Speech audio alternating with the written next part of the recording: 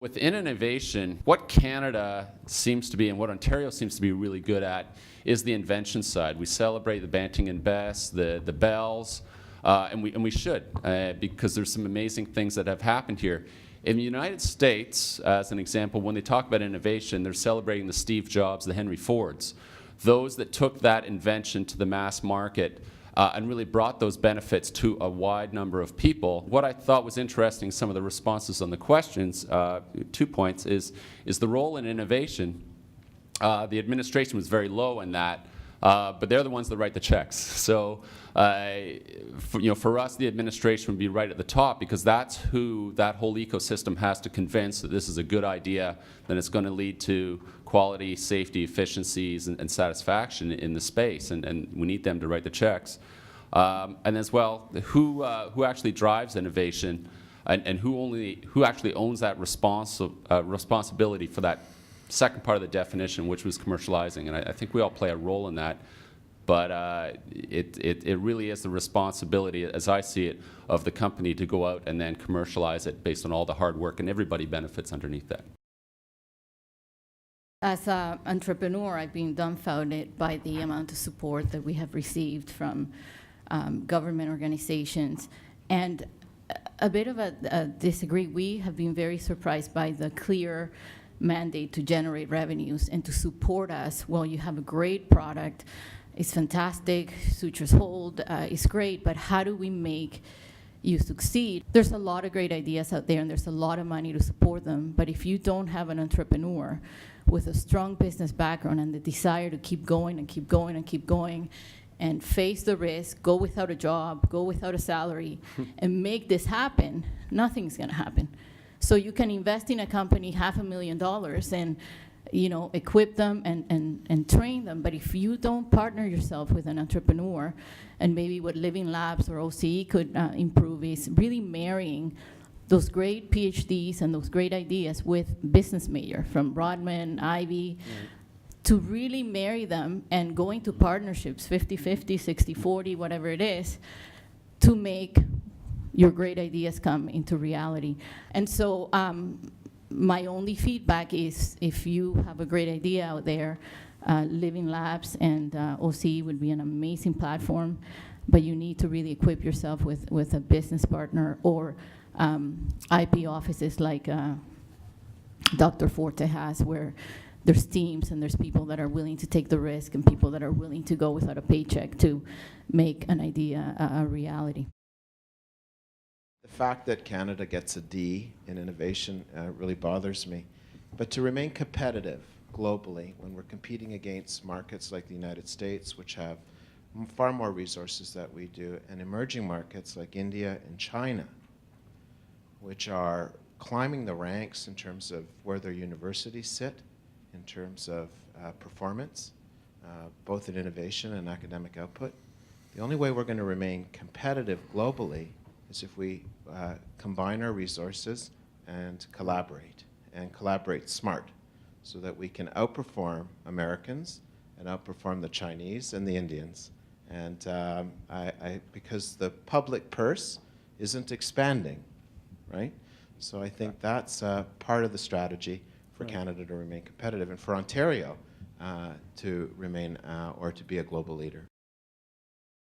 I think Canada is 4th in government spending on research and development, and business is 14th or 17th now, I think it is 17th now. So what that tells me is that there's this huge gap, and that we need more of these private public sector partnerships. So there's a gap. There's academia is doing their own thing, funded by government, and industry's doing their own thing, and we're not really working together so much. Industry needs to be informing academia. They're the ones that bring things to commercialization, but they need academia in order to make sure that they're developing products that are really going to work out there in the world. They need the expertise of the faculty and the colleges and the universities. They're the ones that really know what's going to work. So it's there's this. We really need to play together a lot better, and I think that's going to really help improve our score. Right now, we're pushing product, salespeople. I mean, everything you watch, sales, but eventually simulation, which I'm heavy into, and having trained on simulators in medical school and surgery. Eventually, they have to be adopted. You can't fly an airplane without practicing a simulator.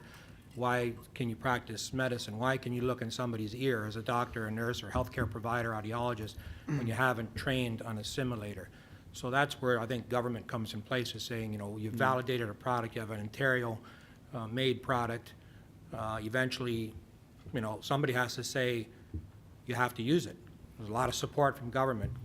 That execution, that last step, is the big one. And I think that's the, you know, the risk we talk about in people investing their own money, and why it doesn't happen in Canada.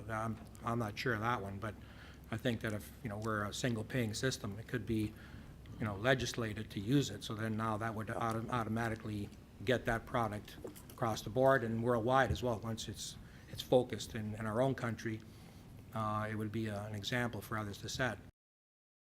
There's a single payer in Ontario for healthcare.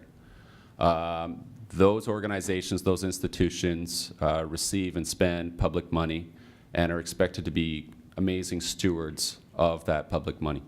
And they have to be very careful with it. We've had eHealth, we've had Orange, we've had other things, and so there's a highlight there around you have to be an excellent steward with that public money.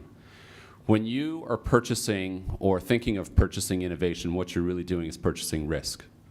Here's something that is not used widely. It's a major leap forward. It's a very, very different way of doing things.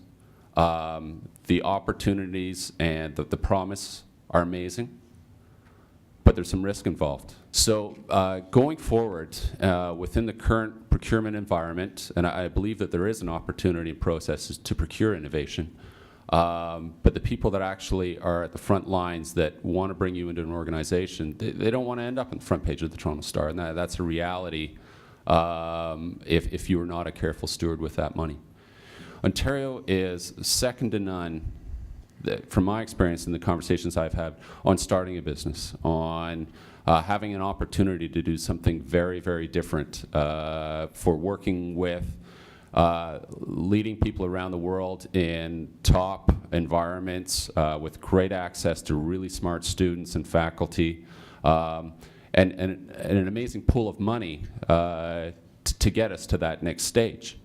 When it comes to that commercialization spot, it's not really a market that I can focus on or take forward because of the barriers in place around that.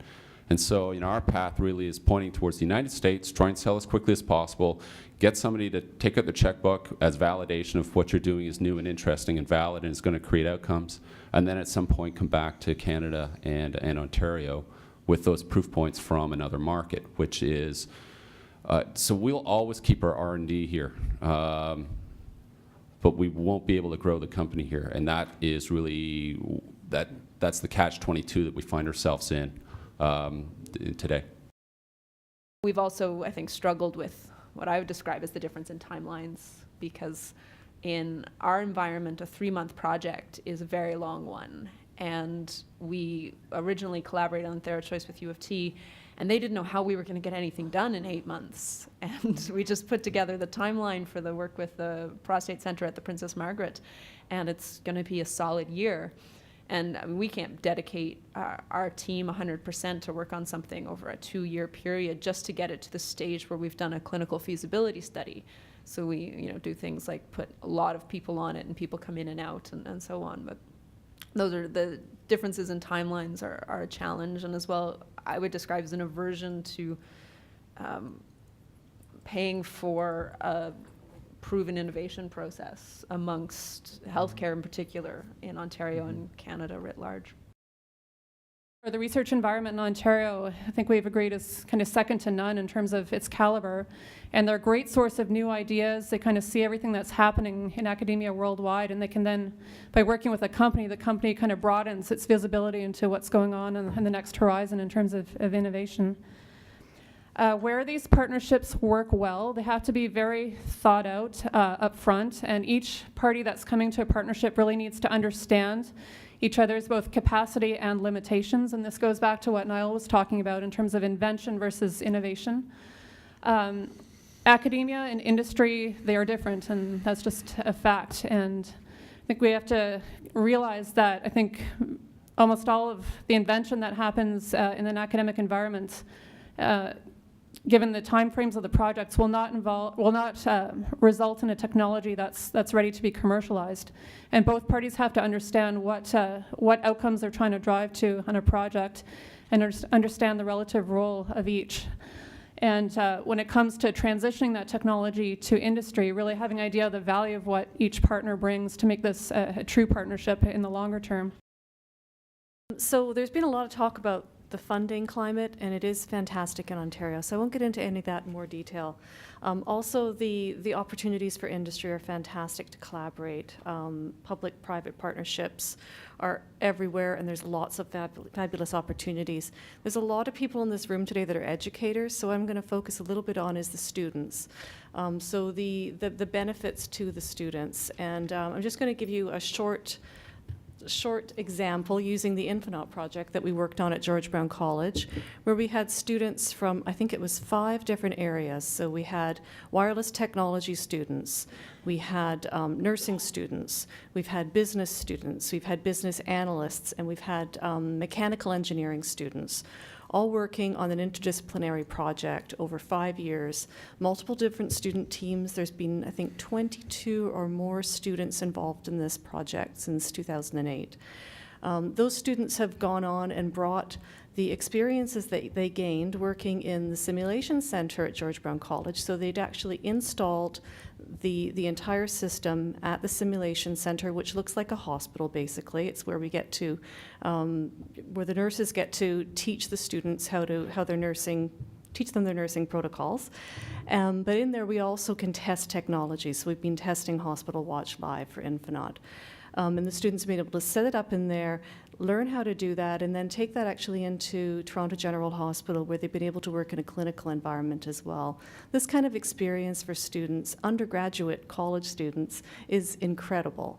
A lot of the students have gone on now into working with Infonaut and with their partners. They've hired them directly. As the company's grown, they've been able to hire some of our students, and I know that they plan on doing that more in the future as they grow.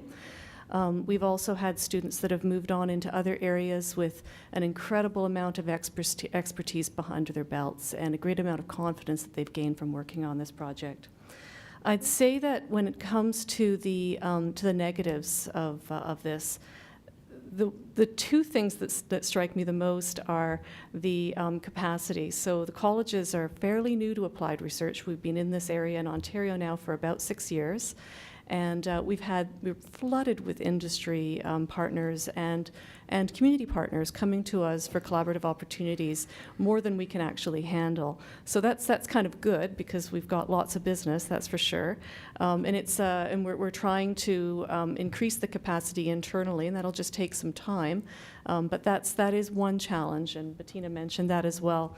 The second challenge that I'd really say, and this is for the industry partners, one thing that we find is a lot of our partners they're small to medium-sized enterprises, and they don't come with internal marketing expertise. And this is an area that isn't funded. So it's very, very hard for them to get help with marketing and to develop market plans and to do sort of a pre-assessment of the kinds of technologies that they're coming out with.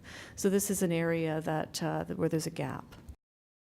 So we've been talking about the idea that some of the funding is hard to find. It's the pokeroo, or they said, oh, I heard about this great program and it just ran out of money. Or it's really challenging if you're a company and you're trying to navigate the waters of, even if you know there's money out there, how do you find it? And coming from a federal funding agency, we try to partner with a lot of agencies, not only with Ontario, but also federally. So we'll work with NRC IRAP, we'll work with Public Works, we'll work with the CRA folks who promotes tax saving credits. We do a whole bunch of road shows to try to get the word out to industry. The hard part is getting industry to come out to those events, because they don't necessarily see the immediate value to their pocket. Why should I attend a breakfast meeting to learn about another program? Why should I go out to another luncheon to network? Why should I attend an after-hours event? What's the immediate benefit to me? Well, you've all made it to this room, and I hope you're learning about some new opportunities, because as a funder, I find it very challenging to get the word out about we have a huge amount of programs. We can fund undergrads all the way up to new PhD grads. We can fund short-term, we can fund long-term, we can do universities, we can do colleges, we can do industry. But how do I tell everybody that? So definitely I'd say as my challenge to you today is read up about some of the organizations and tell some of your colleagues about it, because there's some great opportunities out there. And there's only so many of us on the ground that can get the word out. So we do try to partner with each other, but again, we rely on word of mouth from you as well, too. I think some of the themes we're hearing today is that the government agencies, the funding agencies are really here to help support innovation at the discovery level. These are great programs to seek funding for your research, but they're also great programs to help move your research from just a conceptual phase to to have real impact in the market, real social impact. And that's really what we're after. We're after social impact, we're after changing the world, we're after improving patient health, and that necessitates moving these ideas from the bench to the bedside. And that's really what all these programs are for.